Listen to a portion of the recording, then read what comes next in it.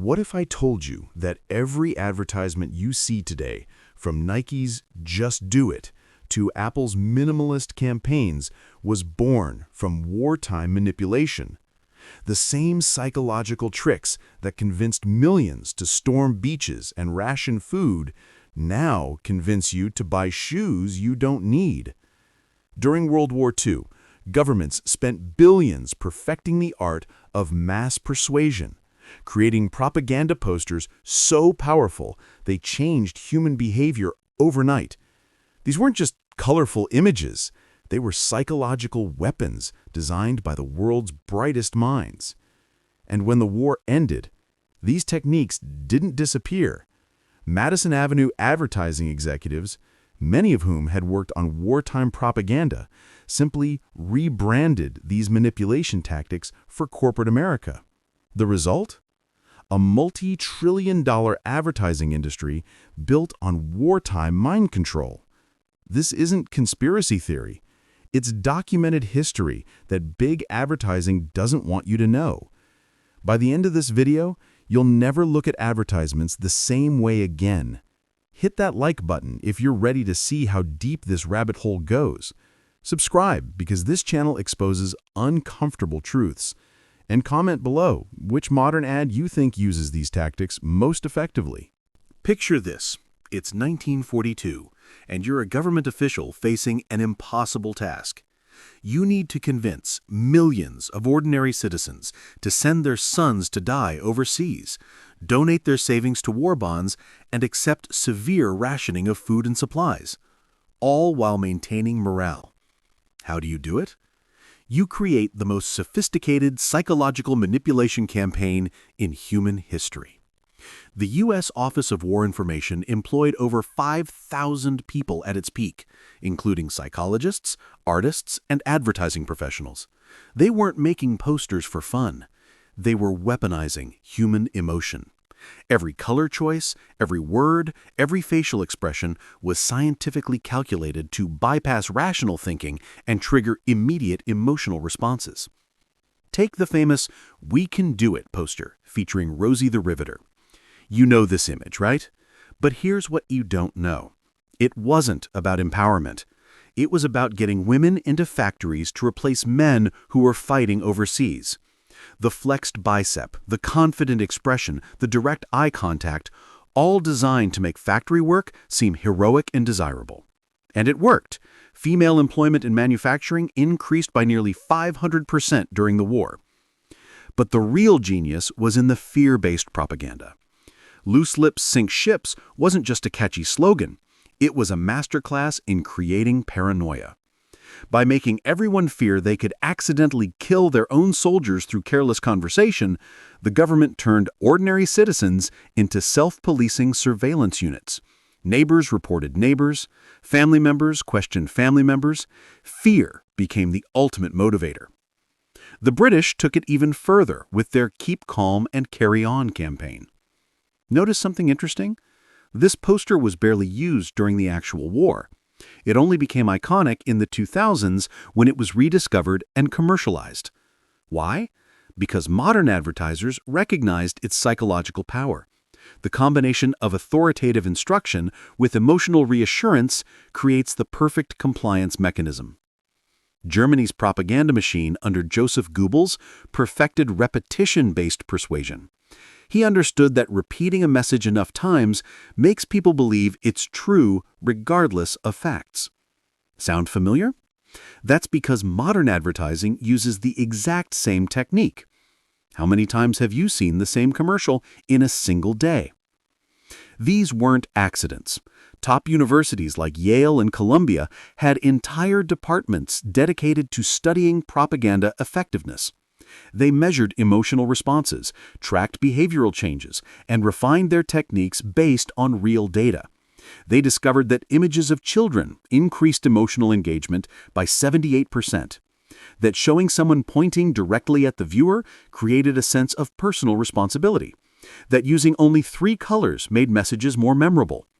The most disturbing part? These researchers didn't just stop when the war ended.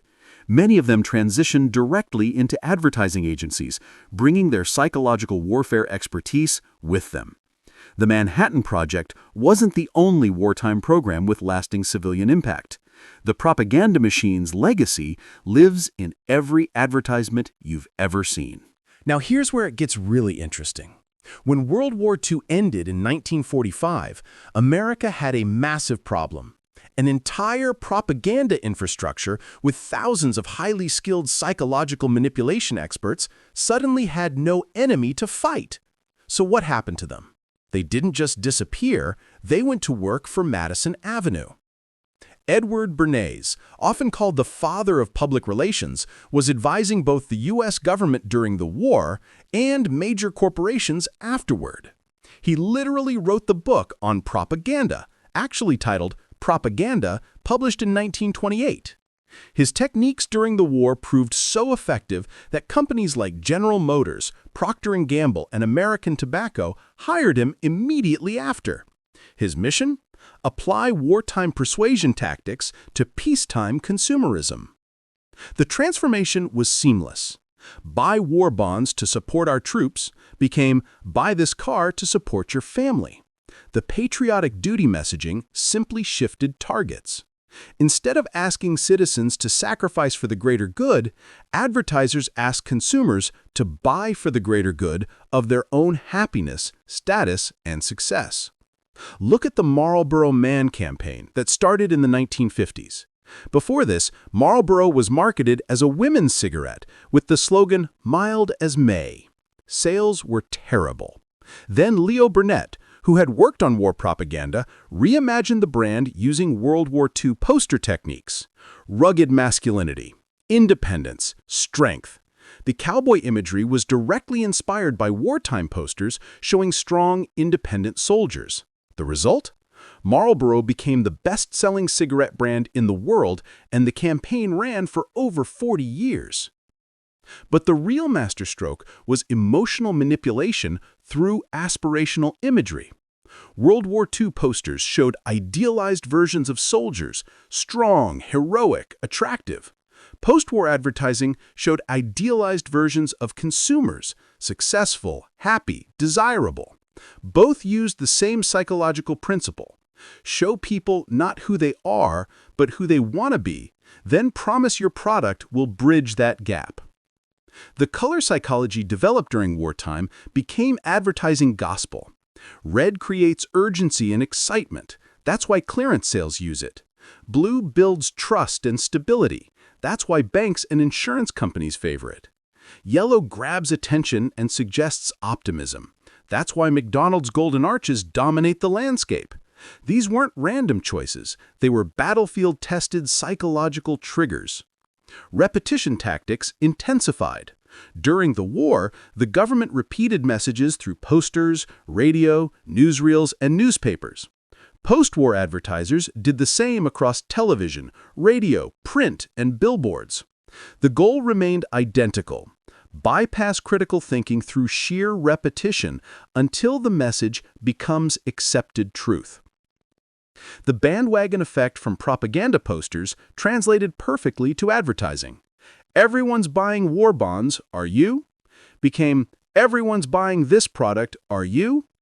The fear of missing out, of being left behind, of not doing your part. These emotional triggers work identically whether you're selling patriotism or soft drinks. Perhaps most insidiously, advertisers adopted the wartime tactic of creating enemies.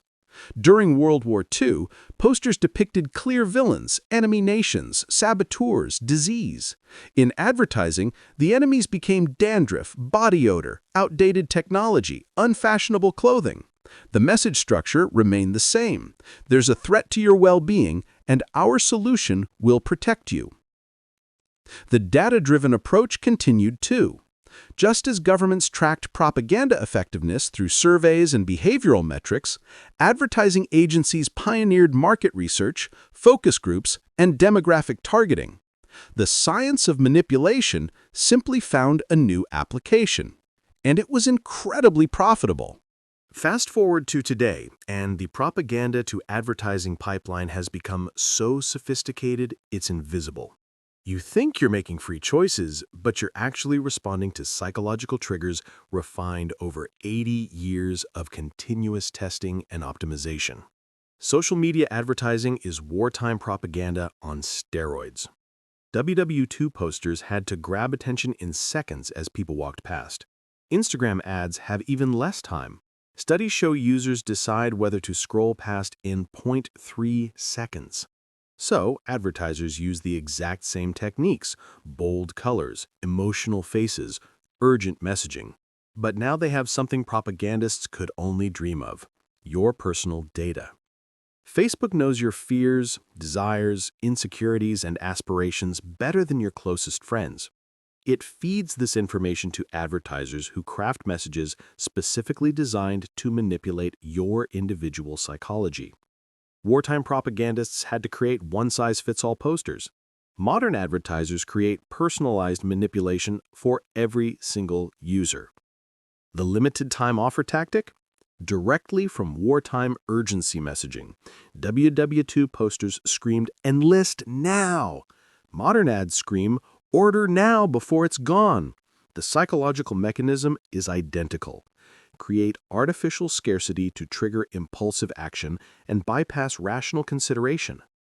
Influencer marketing is the modern version of celebrity endorsement propaganda.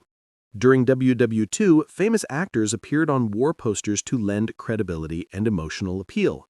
Today, Instagram influencers do the exact same thing for products. The trust you feel towards someone you follow gets transferred to whatever they're selling. It's not authentic. It's a calculated psychological tactic. Nike's Just Do It campaign is pure propaganda technique. It's short, memorable, and creates a sense of empowerment and action. It doesn't tell you what to do or why. It just commands action through emotional association. That's the same structure as "keep calm and carry on" or "we can do it." The specific words change, but the manipulation mechanism remains constant. Apple's advertising deserves special attention. Their minimalist aesthetic, aspirational imagery, and cult-like brand loyalty mirror propaganda techniques perfectly. The 1984 Super Bowl ad literally positioned Apple as liberators fighting against conformity, using revolutionary imagery straight from wartime propaganda. Today, owning an iPhone isn't just a purchase decision, it's an identity statement. That's not an accident, that's propaganda methodology applied to consumer electronics. The scariest part? Modern advertisers now use AI and machine learning to optimize these manipulation tactics in real time. They can test thousands of variations, simultaneously measuring exactly which colors, words, and images trigger the strongest emotional responses in different demographic groups. It's psychological warfare with computational precision. And here's the ultimate irony. People criticize historical propaganda while remaining completely blind to its modern forms. You can recognize the manipulation in a 1940s war poster, but you don't recognize it when Instagram shows you targeted ads based on your recent searches, emotional state, and demographic profile. The techniques haven't changed. They've just become invisible through familiarity. When you see an ad showing happy, attractive people using a product, you're seeing the exact same idealized imagery from WW2 recruitment posters. When brands create urgency or fear of missing out, you're experiencing the same emotional manipulation that sold war bonds. When influencers tell you their sponsored product changed their life, you're hearing the modern version of celebrity war endorsements. The propaganda machine never ended. It just rebranded itself as marketing, advertising, and brand management. Every like, every purchase, every add to cart button you click is evidence that these 80-year-old psychological manipulation techniques still work perfectly. So what do you do with this knowledge? Start recognizing the patterns. Question why ads make you feel certain ways. Understand that your emotional responses are being deliberately triggered by people who have spent billions perfecting these techniques. You can't completely escape advertising, but you can develop immunity through awareness. Drop a comment with the most manipulative ad you've seen recently. Subscribe if you want more uncomfortable truths about how you're being controlled. And remember, knowing how the trick works doesn't always stop it from working, but it's a start.